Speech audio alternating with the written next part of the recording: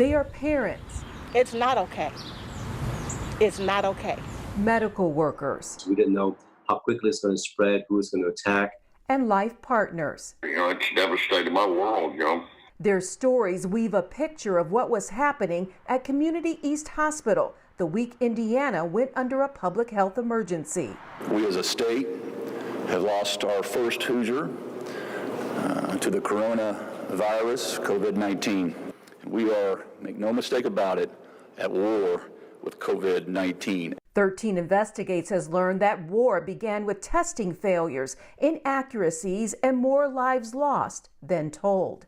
It started with the death of a Hoosier identified as over 60 with pre-existing health conditions. Her name is Roberta Shelton, known as Birdie to her friends at the lodge and her love, Tony.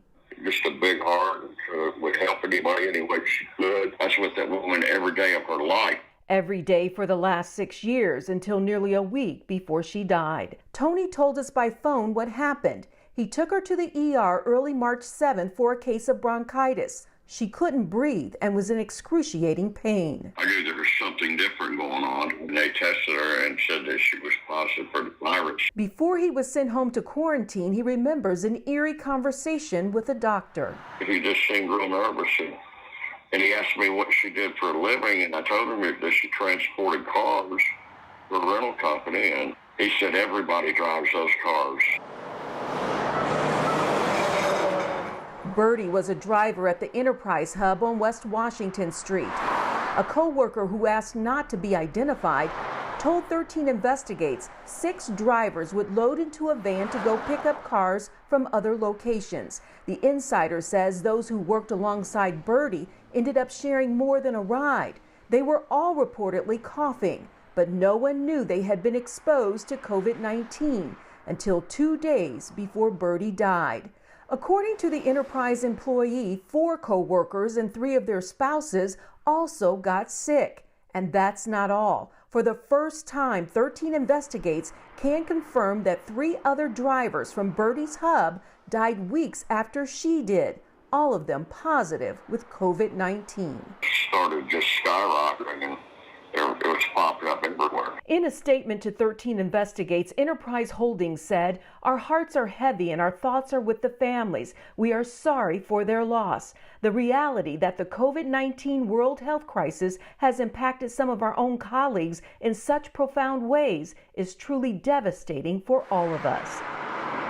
The company shut down the driver pool. No, I was not aware of that. Dr. Ram Yaleti is the chief physician at Community Health Network and was on the front lines of the state's response for several weeks. If our supply chain of testing and people was better, I think we would have had a much different outcome. The insider at Enterprise told 13 Investigates they requested testing but were denied. So was Tony Sizemore. I wasn't tested, and it would never been tested to this day. No testing, and according to Tony, there was no touching goodbye with Birdie either. This individual's significant other was also infected, and so the two of them could not be together when this patient passed. We had to do iPad conferencing so the 2 individuals could see each other.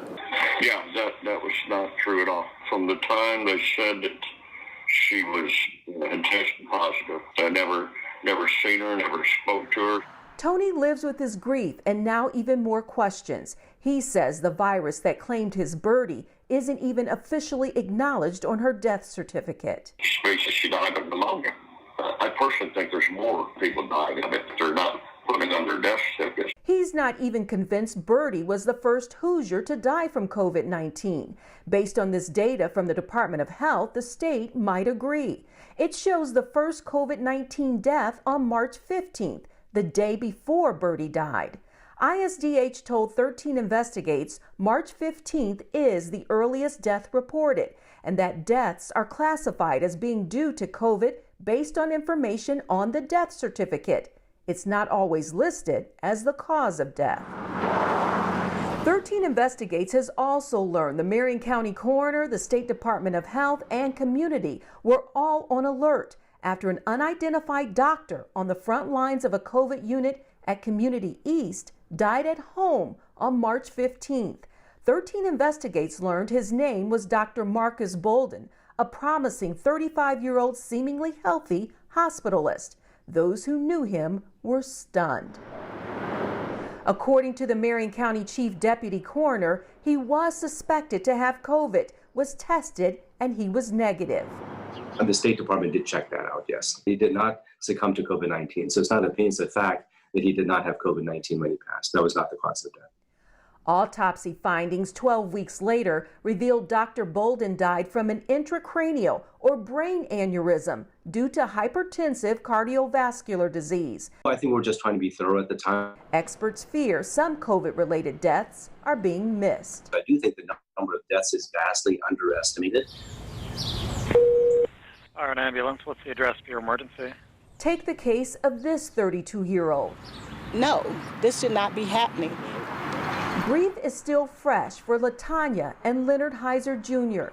On Friday morning, March 20th, their son, Leonard Heiser III, known as Trey, died after being transported to the ER at Community East. He's having trouble breathing. Let's try to keep him calmed. Trey had a history of asthma. 4 days earlier, he had spiked a fever and went to a med check seeking a COVID-19 test. He was denied help.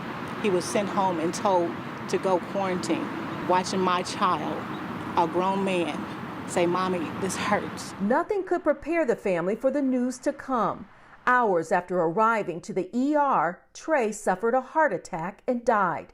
Doctors suspect it was brought on by COVID-19. My child died alone.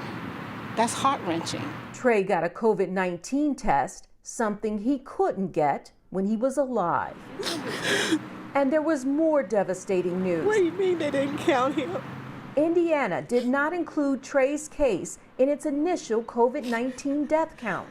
It just took my soul out because I kept saying, let them know it's for young people also. I want people to take this serious. COVID-19 is listed as a contributing factor on Trey's death certificate.